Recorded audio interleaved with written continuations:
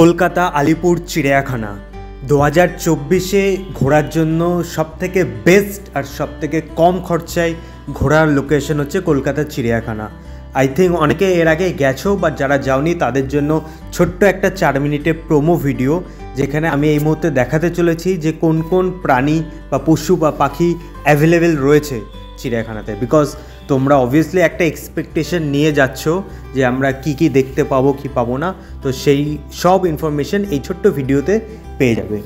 আর তার আগে আরেকটা ইনফরমেশন তোমাদের দিয়ে রাখি যে এই ভিডিওটা বানানোর জাস্ট 1 সপ্তাহ আগে আমি আমার একটা ফ্রেন্ডের থেকে একটা ম্যাজিক শিখেছি, যেই ম্যাজিকটা ইন্ডিয়াতে এর আগে কোনো ইউটিউবার তার লাইভ ভ্লগে অ্যাপ্লাই করেনি। তো আমি ফার্স্ট টাইম এই ভ্লগের মধ্যে সেই ম্যাজিকটা অ্যাপ্লাই করতে চলেছি, যেটা হচ্ছে তুমি অবভিয়াসলি আমার সাথে চিড়িয়াখানায় ঘুরতে তো যাওনি, বাট তুমি নিজেকে এই ভ্লগে দেখতে পাবে। মানে তুমি এই ভ্লগটাতে আছো, তো কি করে আছো, কোন জায়গাটায় আছো, কিভাবে আছো, so just check it out. তার আগে কিছু ইনফরমেশন দিয়ে রাখি। এই চিড়িয়াখানা ঢোকার জন্য এন্ট্রি টিকিট রয়েছে এই মুহূর্তে 50 টাকা করে। টোটাল চিড়িয়াখানাটা নিজেদের ফ্যামিলির সাথে বা ফ্রেন্ডস গ্রুপদের সাথে ঘুরতে পারো। সকাল থেকে বিকেল আরামসে টাইমটা কেটে যাবে, মানে কোনো বোর্ড লাগবে না।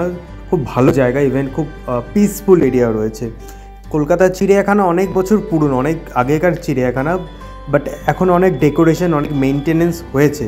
এই মুহূর্তে সব পশু পাখি রয়েছে, বাঘ রয়েছে, সিংহ রয়েছে, গন্ডার রয়েছে, কুমির রয়েছে, সাপ রয়েছে, প্রচুর পাখি রয়েছে।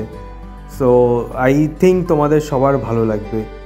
আর অ্যাকচুয়ালি চিড়িয়াখানা আমি আরও অনেক দেখেছি, মানে গুজরাটের চিড়িয়াখানা দেখেছি, আন্দামান দেখেছি, কলকাতা দেখেছি, চেন্নাই দেখেছি। অ্যাকচুয়ালি কাশ্মীর টু কন্যাকুমারী আমার ম্যাক্সিমাম লোকেশন আমার ঘোরা আছে, মানে সারা বছর আমি ট্যুর অ্যান্ড ট্রাভেল করতেই থাকি।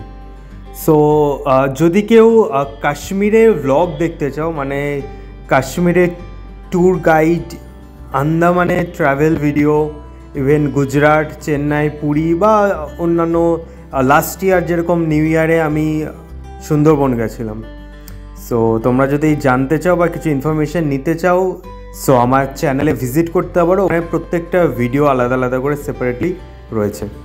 বাট চিড়িয়াখানা ঘুরে আমার সবথেকে যেটা পার্সোনালি মনে হয়েছে যে চিড়িয়াখানাটা ফ্যামিলিদের সাথে ঘোরাটা সবথেকে বেশি ভালো লাগবে। মানে ফ্রেন্ডসদের সাথে চিড়িয়াখানা এখন ফ্রেন্ড জোনই অন্যরকম ডিফারেন্ট হয়ে গেছে, যে চিড়িয়াখানা ঘোরার মতো আর নেই। মানে আমি আমার পার্সোনাল ফিলিংস বললাম। ওকে, হোয়াট এভার, কলকাতা চিড়িয়াখানা এখন খুবই ইন্টারেস্টিং আর খুব এনার্জেটিক ফিল করবে তোমরা যদি এখানে আসতে পারো। তো আই উইশ তোমরা আসবে। অ্যাকচুয়ালি চিড়িয়াখানা সারা বছরই ঘোরা যায়, বাট ডিসেম্বর, জানুয়ারি, ফেব্রুয়ারি এই ঠান্ডার টাইমে ঘোরাটা সবথেকে বেস্ট লাগে চিড়িয়াখানা।